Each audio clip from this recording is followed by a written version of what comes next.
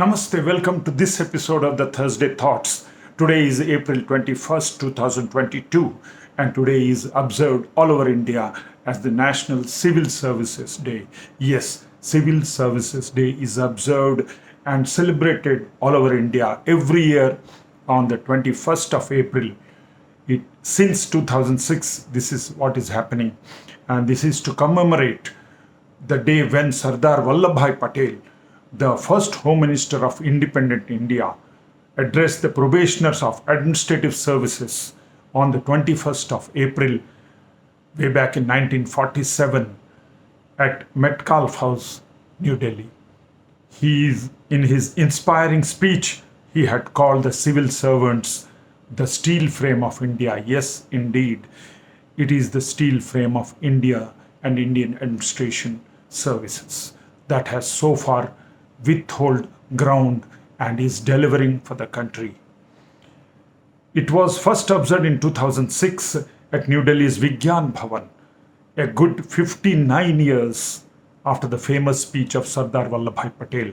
On this day, from among the most deserving and meritorious civil servants, a chosen few are honored with the Prime Minister's Award. Who are the civil servants? You can just let us have a look at it. We often think only the Indian Administrative Services officers, that is IAS officers, are the civil servants, but they are not only. In addition to IAS, the Indian Administrative Services officers, we have the Indian Police Service officers, IPS, and Indian Foreign Service officers, that is IFS, and a comprehensive list of all India services and central services in Group A and Group B include in the civil servants list. Today, 16 awards in 5 priority areas are being handed over to the individuals or institutions for the following categories. The 5 priority areas are: first is the Jan Bhagidari in Poshan Abhiyan. Second is good governance in digital payments through PM Swanidhi Yojana. Third is, as we all know, Khelo India for the best sports event and management. And the fourth one is one district, one product. And the fifth, but the last but not the least, is end-to-end seamless delivery of services without human intervention. Today, while speaking at the function, our Prime Minister Narendra Modi ji has also emphasized on the seamless integration of services without human intervention. Some of the famous quotes, let's just have a look on these civil services. Above all, I would advise you all to maintain utmost impartiality and incorruptibility in public administration.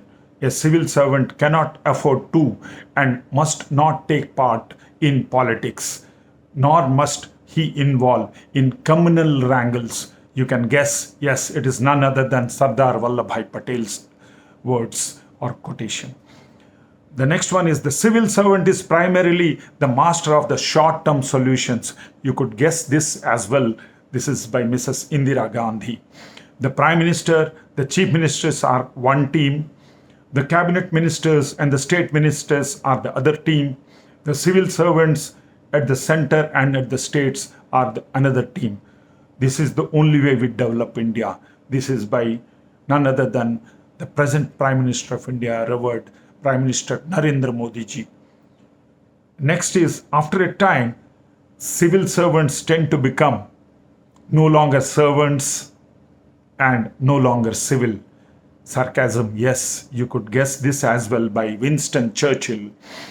Another one is, with bad laws and good civil servants, it is still possible to govern. But with bad civil servants, even the best laws can't help. This is by none other than Otto von Bismarck, the famous German chancellor who was known as the Iron Chancellor. Now let's look at Mission Karma Yogi. It's very pertinent today to discuss about Mission Karma Yogi. Mission Karma Yogi was launched by the Narendra Modi-led Union Cabinet on the 20th of September 2020. What is Mission Karma Yogi? It is the national program for civil services capability building or capacity building. It is meant to reform Indian bureaucracy and prepare civil servants for the future.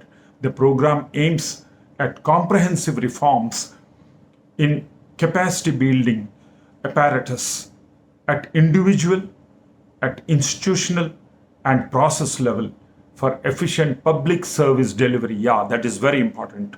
Union Minister Prakash Javadekar in the year 2020 during the press conference said that the mission aims to prepare civil services officers for the future by making them more, look at this, creative, constructive, imaginative, innovative, proactive, progression, professional, energetic, enabling, transparent, and technology enabled.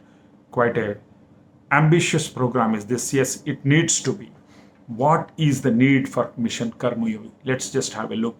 It's often said that Indian bureaucrats are a major reason why India is not progressing at the speed it could have. So sad about it.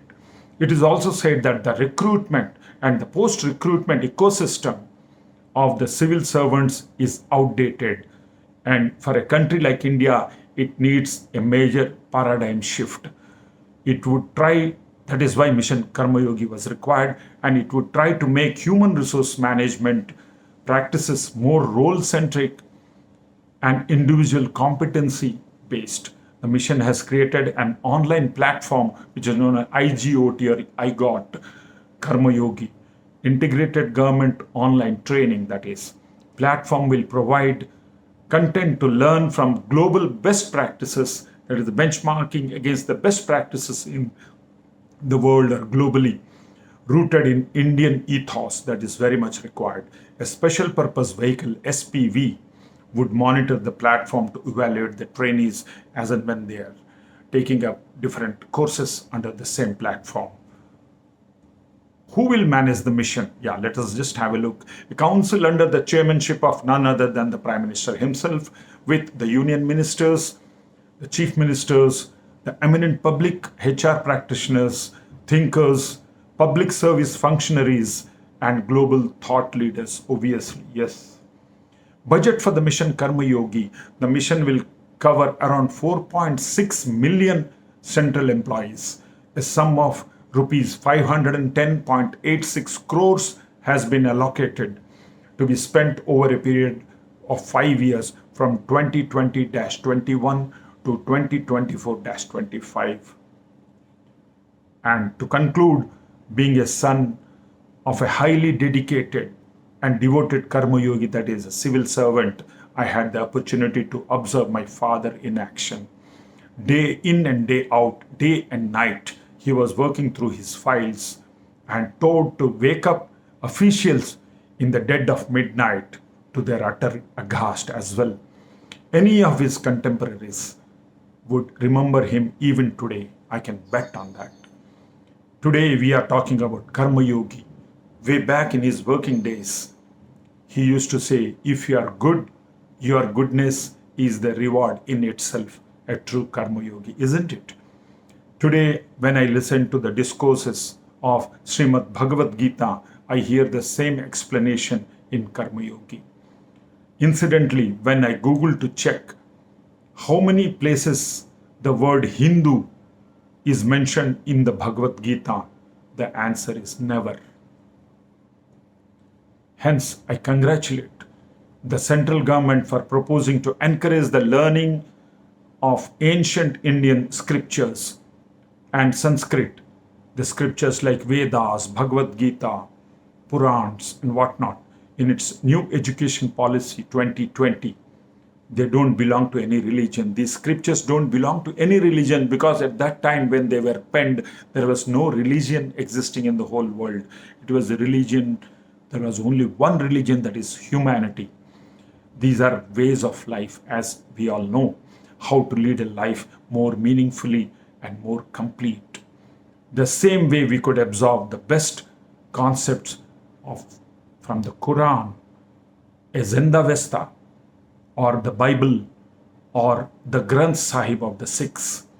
Incidentally, this evening our revered Prime Minister is going to address the nation from the ramparts of the Lal Killa or the Red Fort at 9:15 p.m.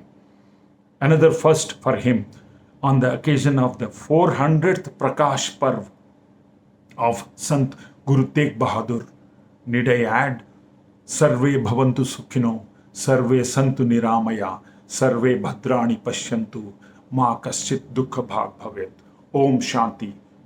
That's all, friends, on this Thursday Thoughts. Till we meet again, God bless. Bye bye. Take care.